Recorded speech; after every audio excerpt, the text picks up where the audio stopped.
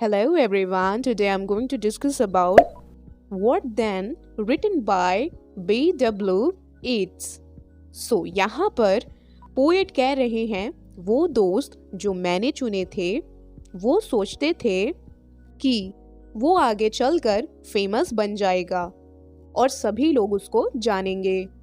वो इंसान जो था वो भी ऐसा ही सोचता था कि वो सक्सेसफुल बनेगा, तो इसलिए वो इंसान हमेशा रूल और रेगुलेशन से चलता था।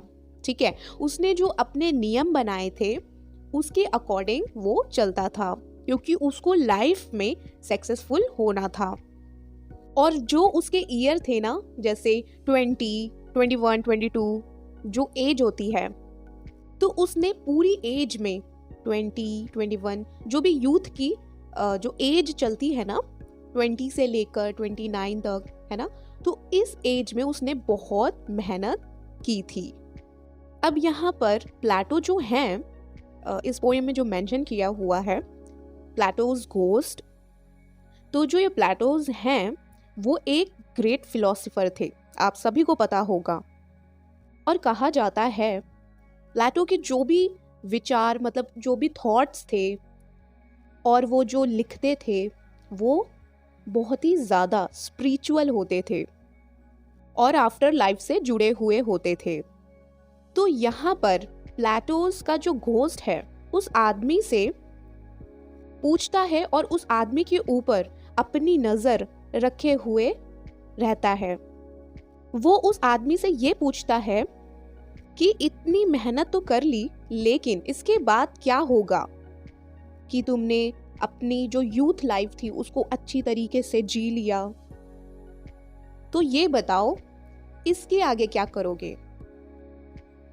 अब ये जो आदमी था ना, इसने धीरे धीरे लिखना शुरू कर दिया और जो ये लिखता था वो लोग पढ़ते थे और ये इंसान इतना ज़्यादा पॉपुलर हो गया, इतना ज़्यादा ये फेमस हो गया और ये राइटर बन गया।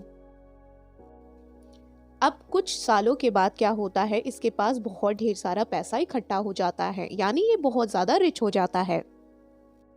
इसके पास इतना पैसा हो गया था कि इसकी जितनी भी ज़रूरत वाली चीज़ें थी, नीड्स थी, ये उसको पूरी कर सकता था, मतलब ख्याल रख सकता था। इसके पास इतना पैसा हो गया था।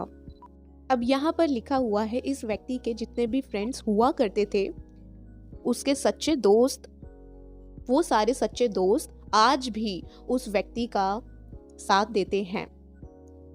अब यहाँ पर प्लेटोस घोस्ट फिर से उस इंसान को पूछ रहा है, इतना सब कुछ मिल गया है और क्या चाहिए, मतलब आगे और क्या चाहिए।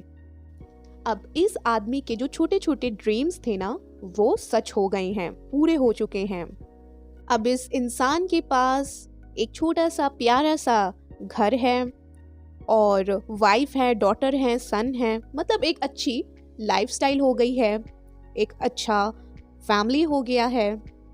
और साथ ही साथ इस व्यक्ति के पास ज़मीन भी है जहाँ पर ये वेजिटेबल्स को ग्रो करता है और फ्रूट्स को भी वहाँ पर उगाता है। अब मैंने आपको बताया था कि ये बहुत ही फेमस राइटर बन चुके हैं, ठीक है।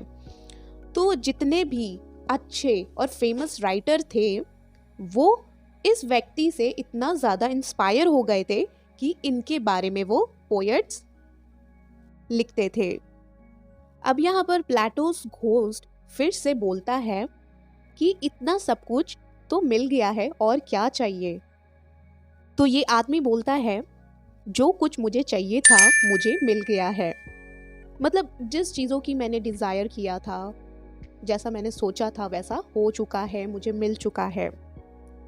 बचपन में मैंने जो सपना देखा था कि एक अच्छी लाइफ का, फेमस होने का, सक्सेसफुल बनने का, वो सब कुछ पूरा हो चुका है।